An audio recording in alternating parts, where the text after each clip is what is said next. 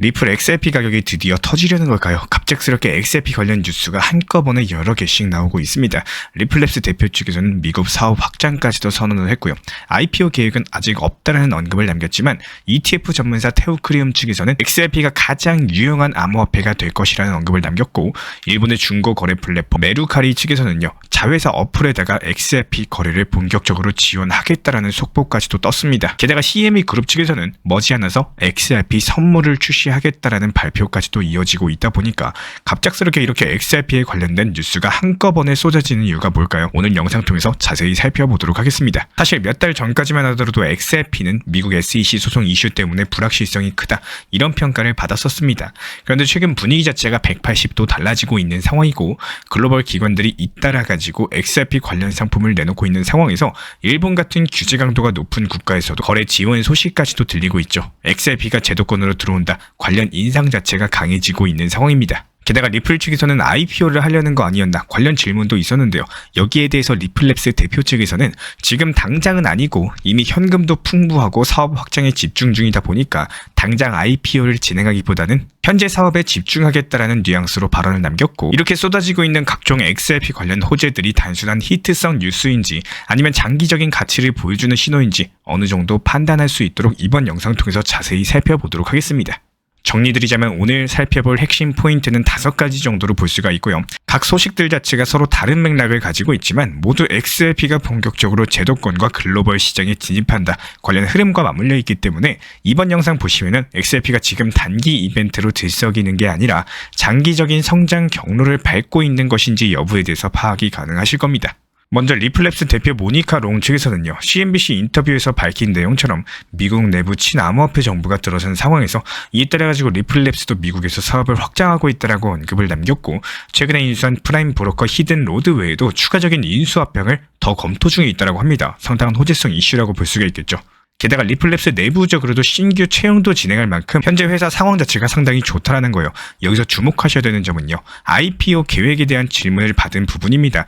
리플랩스 같은 경우는 이미 수십억 달러의 현금을 보유 중이기 때문에 지금은 IPO보다 비즈니스 성장에 집중하고 있다라고 언급을 남겼고, 소송이 끝나면은 바로 IPO를 진행하겠다라는 시장의 기대와는 조금은 달라요. 아직까지는 IPO보다는 공격적인 사업 확장을 더욱더 우선시하고 있다, 이런 입장을 보여주고 있습니다. 결과적으로 XRP 생태계를 더욱더 크게 키운 다음에요, IPO를 추진하더라도 그때 추진하겠다, 이런 신호로서 해석을 해볼 수가 있겠죠. 그리고 두 번째 소식은 ETF 전문사 테우크리움 측의 언급입니다. 블룸버그 인터뷰 통해서 비트코인이 가치 저장 수단이라는 데 동의를 하지만 리플 XRP야말로 진정한 활용 사례가 있는 암호화폐다, 관련 언급을 남겼고요. 끝까지 XRP를 믿겠다라는 표현까지도 쓸 만큼 테우크리움 같은 경우는 4월 초에 2배 롱 XRP 선물 ETF를 출시한 바가 있었고, 이 상품 같은 경우는 XRP 가격이 오르면 여기에 대해서 2배로 이익이 나는 선물 ETF 상품인데, 해당 기업이 XRP의 상승 가능성이나 활용도에 대한 확신을 어느 정도 가지고 있다, 이런 의미로 해석이 가능합니다. 투자자 입장에서도 XRP에 대한 확신이 없으면 이런 상품 내놓기가 쉽지가 않겠죠. 다만 우리 구독자분들께서는 저희가 매번 영상마다 강조드리지만 선물과 관련된 내용들은 참고 정도만 해주시고 절대로 선물 투자하지 마세요. XRP 그냥 리플, 현물 매매, 업비트 위주로만 하셔도 충분합니다. 세 번째는 일본 관련 소식이에요. 일본판 당근마켓이라고 불리고 있는 중고거래 플랫폼 메루카의 자회사 메일코인 측에서는요, XRP 거래를 본격적으로 지원하기로 남겼고, 일본 같은 경우는 암호화폐 규제가 상당히 엄격한 편인데 거래 가능한 자산 리스트가 제한되어 있고요. 각 거래소도 금융청의 허가를 받아야 됩니다. 그런데 이런 상황에서 비트코인과 이더리움에 이어가지고 XRP를 지원을 한다는 건요, 리플 XRP가 일본 금융 규제 하에서도 문제가 없다라고 인정받았다는 뜻이겠죠. 특히나 일본의 리플 커뮤니티 같은 경우는 큰 규모를 자랑하고 있는데, 이런 소식들이 XRP의 거래량과 유동성을 높이는 새로운 요소로 작용이 가능할 겁니다. 더더욱이 최소 거래 단위가 1엔이라서요, 소액으로도 쉽게 XRP 거래를 시도해 볼 수가 있겠죠. 그리고 네 번째는 앤드리슨 호로위츠 크립토의 법률 고문이자 정책총괄 마일즈 제닝스의 발언인데요. XRP는 네트워크 토큰이고 의심의 여지가 없다, 관련 언급을 남겼고, 여기서 A16Z 같은 경우는 실리콘밸리에서 가장 영향력 있는 벤처 캐피탈 중에 하나입니다. 암호화폐 블록체인 프로젝트에 대규모 투자를 해온 바가 있었고 A16Z 내부에서도 법률 정책 부문에서 XRP를 토큰으로 분명히 인정하고 있다는 점이 주목이 되고 있는데요. 이런 부분들이 증권이 아니라는 인식을 시사하는 대목이기도 하기 때문에 실제로 미국 SEC 소송의 핵심 쟁점이 XRP를 증권으로 볼 수 있느냐인데 A16Z가 암묵적으로 XRP가 증권이 아니라는 것들을 지지하는 흐름이다. 이렇게 볼 수가 있습니다. 그리고 마지막으로 미국의 시카고 상품선물거래소 CME 측에서는 5월 19일 XRP 선물을 출시할 것이다라고 발표를 남겼고요. CME 같은 경우에 세계 최대 파생상품 거래소로서 비트코인 선물 그리고 이더리움 선물을 이미 취급 중에 있습니다. XRP 선물은 2500 XRP 단위의 마이크로 사이즈 그리고 5만 XRP 단위의 대형 사이즈 계약을 지원할 예정이라고 해요. 물론 규제 승인 절차가 남아있는 상황이지만요. 이게 성사가 되면은 기관 투자자들이 XRP의 파생상품으로 진입할 수 있는 새로운 루트가 열리게 될 것이고 통상적으로 파생상품 시장이 열리면은 해당 자산의 거래량이 늘어나고요. 투기 세력도 유입되면서 가격 변동성이 커집니다. 그리고 이것과 동시에 기관이 진입할 수 있는 장벽 자체가 낮아져서 장기적으로 자산 가치 안정에 기여할 수도 있겠죠. 즉 리플 XRP가 비트코인, 이더리움처럼 선물 시장까지 갖추는 메이저급 자산에 근접해 간다는 의미를 가지고 있습니다. 결국에 이 5가지 이슈들이 관통하는 메시지는요. XRP가 제도권으로 본격적으로 편입되고 있다. 관련 신호라고 해석이 되고 있고 미국 SEC 소송으로 얼어붙어 있었던 분위기에서 벗어나가지고 글로벌 시장과 규제 환경 모두 다 XRP를 받아들이는 단계가 시작됐다라고 볼 수가 있고요. 물론 아직까지 소송 결과가 완벽하게 마무리됐나 가격 변동성이 크지 않을까 관련 고민들이 남아있지만 분명한 것들은 XRP가 단순 알트코인에서 국제결제용 자산으로 자리를 잡아가고 있다는 점입니다. 최근에 단기 알트 순환매매 시장에서 어떤 종목을 어떻게 타점을 잡아야 되는지 어려움을 느끼시는 분들이 많이 계실 거예요. 실제 이런 부분들에 대해서 궁금하셔가지고 문의를 통해서 질문 주시는 분들도 많이 계신데 절대로 한 가지의 요소만 보고 타점을 잡아내면 위험 리스크가 크게 됩니다. 제가 평균적으로 중점적으로 보는 5가지는요. 가장 기본적으로 차트의 패턴을 빠르게 읽어내시는 것들이 포인트입니다. 다만 신이 아닌 이상 눈동자가 2개인 사람이라면 절대로 한 번에 수백 개의 코인을 동시에 읽는 건 불가능하겠죠. 아주 일부분의 영역으로서 전체 시장을 읽어주는 AI 영역을 간단하게 참고용으로 활용을 하시는 겁니다. 하지만 이때 정말 주의하셔야 할 점은 100% 신뢰하는 게 아니고 프롬프트를 얼마나 고퀄리티로 잘 활용하느냐가 중요한 거고요. 잘못 쓰면 독이 되고 잘 쓰면 약이 되기 때문에 충분한 공부랑 숙달 반복 연습 등을 통해서 잘 활용할 수 있는 능력을 갖추시고요.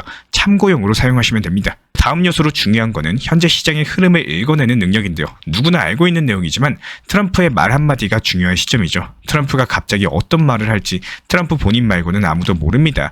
하지만 현재 미국의 흐름 그리고 현재 흘러가는 시장, 미국의 상황까지 모든 것들을 고려했을 때 어떤 방향이 나올 것이다. 이렇게 예측은 할 수가 있다는 겁니다. 조금 더 심화 과정으로 들어가 본다면은 리플 같은 경우도 언제쯤 어떤 발언을 할 확률이 크고 그 발언이 악재에 가까울지 호재에 가까울지 여기에 대한 예상과 예측을 할 수 있다는 거예요. 이런 것들을 토대로 우리가 분할 매수 혹은 분할 익절을 계획할 수가 있다는 거고 당연하게도 이것도 마찬가지로 100%라는 게 없기 때문에 항상 신중에 신중을 더하셔야 됩니다. 실제 리플 전용방에서도 이런 흐름들 보고 4월 23일 리플에 대해서 오히려 3,200원의 추가 매수 타점을 통해서 비중 늘리는 전략으로 안내드린 이유 중에 하나고요. 이 외에도 참고하셔야 될 내용들은 정말 많습니다. 모든 내용들을 전부 다 설명을 드리고 싶지만요. 영상을 통해서 다 설명드리기에는 너무 긴 내용이기도 하고 몇 가지는 중요한 심도 깊은 내용이 이기 때문에 설명드릴 수 없겠지만요. 오늘 설명드린 2가지 정도의 내용만 잘 활용을 하셔도 충분히 앞으로의 시장 어렵게만 느껴지지는 않을 거라고 생각을 해요. 가장 중요하겠지만 결국에 부정적인 생각으로만 투자 시장을 대하고 왜 안 될까? 왜 맨날 떨어질까? 내가 사면 떨어지고 팔면 왜 오를까? 이런 생각으로 매매를 접근하시면은 결국에 이 투자 시장에서 절대로 살아남지 못합니다. 이미 손실을 받고 하락했다라고 해도 거기서 더 앞으로 전진하고 올라가고 헤쳐나갈 수 있는 방법을 반드시 찾아내시기를 바라겠습니다. 이번 영상 도움 되셨다면은 구독과 알림 설정 구독과 좋아요만 부탁을 드리고요. 댓글에 궁금한 점들 남겨주시면은 다음 영상에서 더 자세하게 다뤄보도록 하겠습니다. 시청해주셔서 감사합니다. 요즘에 코인 시장은 너무 들쭉날쭉해가지고 언제 들어가야 될지 도무지 감이 안 잡힌다라고 말씀하시는 분들이 많이 계시는데요. 아침에 잠깐 보니까 오르고 있어서 따라 샀는데 오후에 갑작스럽게 떨어져가지고 손해보고 또 무서워서 안 샀더니 그 다음날엔 다시 올라가는 이런 일들이 반복되기 때문에 이런 흐름들은 사실상 단순한 우연은 아닙니다. 매일매일 시장을 보면은 반복되는 시간대가 있고요. 반복되는 패턴이 있고 이런 것들을 먼저 아는 사람들은 조용히 들어갔다가 반대갈 때 미리 나오는 전략을 취하셔야 되는 거고요.